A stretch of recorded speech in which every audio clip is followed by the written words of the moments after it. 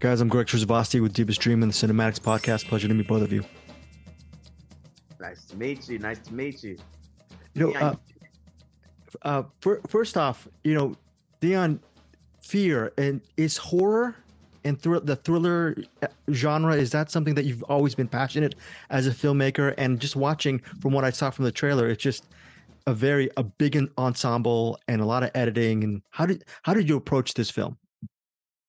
I love the genre. Obviously, it's something that I kind of jump in and out of a lot. I think I really, really am driven to make films for audiences.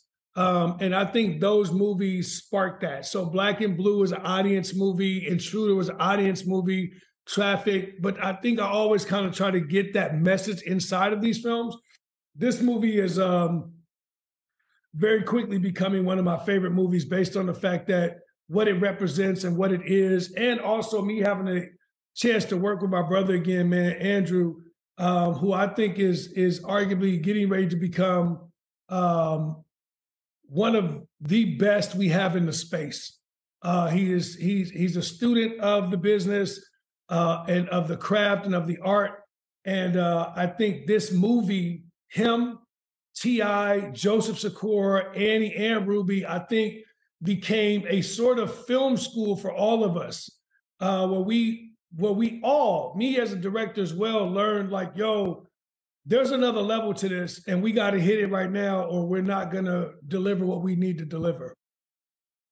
Speaking on different levels, everyone says there's only 24 hours in a day, but can both of you speak to the fact that it seems like both of you don't realize that, and you guys both work and you both are respective pioneers in your craft? I guess maybe starting with you, Andrew, what does it take to get to that mountain for you? Because there's so many people and it seems like you're kind of pretty much leading the pack. How much work do you put in on a daily basis?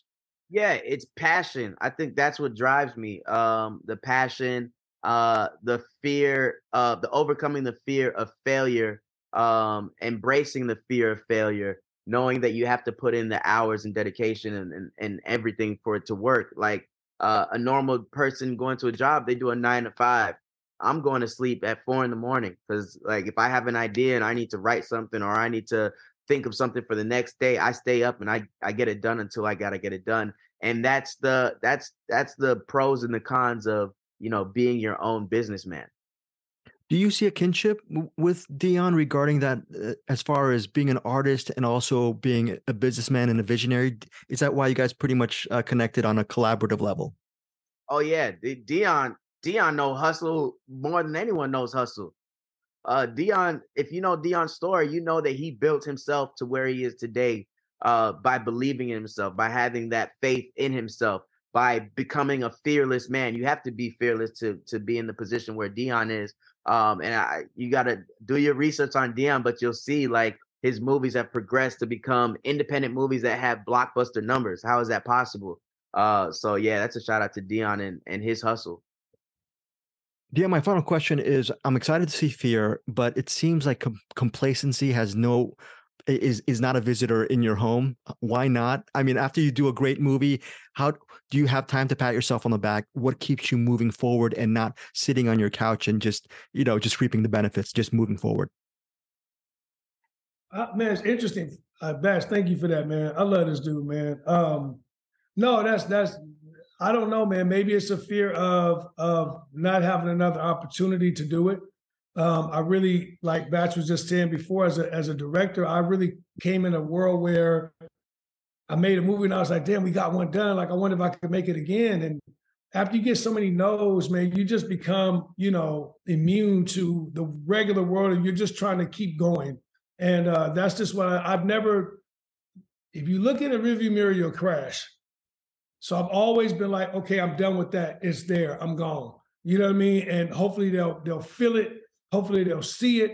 But more importantly, hopefully one day everyone will kind of go like, damn, this dude was really doing something special in a moment that no one else was doing. And I feel a very, very close relationship with Batch, because when you're unconventional,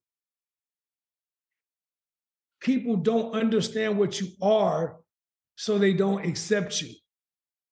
And that's for anybody in life. you do something differently or weirder or just a little bit off the box, people go, what the hell is that? And if they don't understand it, they bash it. So what's happened to me early on in my career is like, who's this guy making these damn little movies? And then it became like what he just said, like the audience discovered me and people discovered me and the movie discovered them. And eventually, you know, I have a conversation with the first critic and it just becomes something different. So that is a fear as well, you know, is learning and jumping out there and trying something that you've never tried.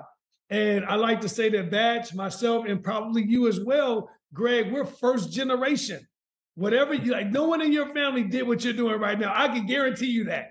You know what I mean? No one in my family did what I'm doing, and no one in his family did. We're first generation, so we have to be fearless. So when we make a movie like this, it's why this movie has like done that for me. It's because I'm going like, yo, this movie means everything. This movie is dealing with what I've been dealing with my whole life, which is fear. And how do you fight it and how do you overcome it? And guess what? Everyone's not going to make it out of this film because they succumb to fear. Yeah, thank you guys so much for your time. Continued success to both. I'm looking forward to seeing the movie. Man, thank you, bro. I can't wait for you to see it, man. Please let us know what you think, man. For real. This is CinemAddicts.